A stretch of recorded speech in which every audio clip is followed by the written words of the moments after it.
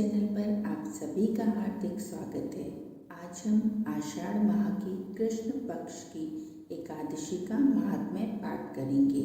इस एकादशी का नाम है योगिनी एकादशी। तो पाठ आरंभ करने से पहले आपसे यही कहूँगी कि अगर आप मेरे चैनल पर नए आए हैं तो मेरे चैनल को लाइक, शेयर और सब्सक्राइब कर लीजिए और बेल आइकन को दबाकर उसे ऑल पर सेट कर लीजिए। तो अब हम अपना एकादशी महात्म्य पाठ आरंभ करते हैं। धर्मराज युधिष्ठिर बोले कि हे जनार्दन, अब आप कृपा करके आषाढ़ माह की कृष्ण पक्ष की एकादशी का नाम और उसका महात्म्य क्या है सो सब वर्णन कीजिए। श्री कृष्ण भगवान बोले कि हे राजन, आषाढ़ माह के कृष्ण पक्ष की एकादशी का नाम योगिनी है। इसके व्रत से समस्त पाप नष्ट हो जाते हैं और इस लोक में भोग तथा परलोक में मुक्ति देने वाली है। हे राजराजेश्वर, यह एकादशी तीनों लोकों में प्रसिद्ध है। मैं आपसे एक पुराणों में कही हुई कथा कहता हूँ, ध्यान पूर्वक सुनो। अलकापुरी नाम की नगरी में एक कुबेर नामक राजा राज्य करता था।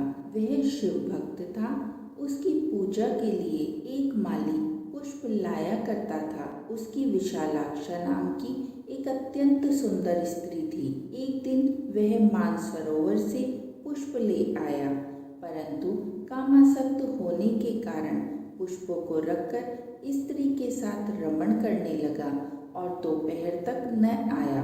जब राजा कुबेर को उसकी राह देखते देखते दोपहर हो गई तो उसने क्रोधपूर्वक अपने सेवकों को आज्ञा दी कि तुम लोग जाकर हेममाली का पता लगाओ कि वह अभी तक पुष्प लेकर क्यों नहीं आया। जब यक्षों ने उसका पता लगा लिया तो वे कुबेर के पास आकर कहने लगे कि हे राजन, वह माली अभी तक अपनी स्त्री के साथ रमण कर रहा है।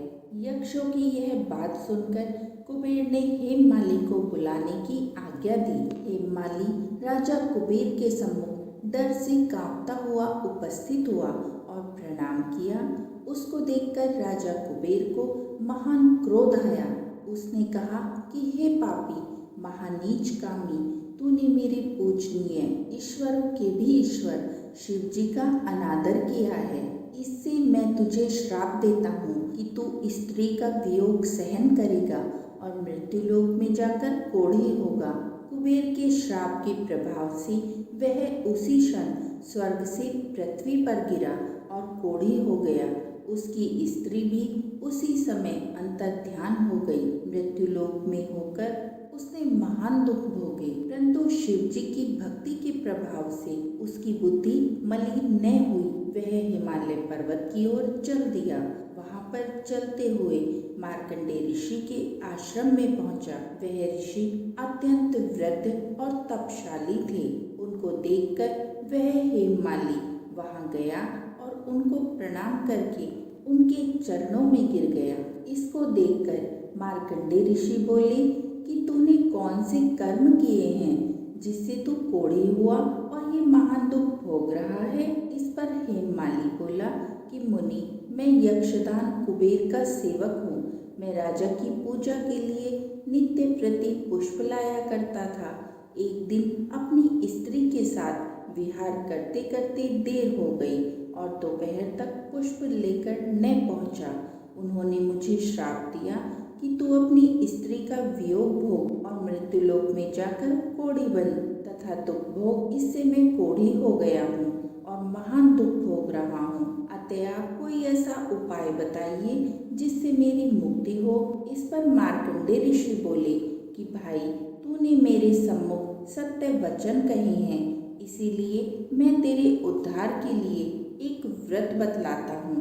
यदि तू आषाढ़ माह की कृष्ण पक्ष की योगिनी नामक एकादशी का विधि पूर्वक व्रत करेगा तो तेरे सभी पाप नष्ट हो जाएंगे। इस पर हेममाली बहुत प्रसन्न हुआ और मुनि के वचनों के अनुसार योगिनी एकादशी का विधि पूर्वक व्रत किया।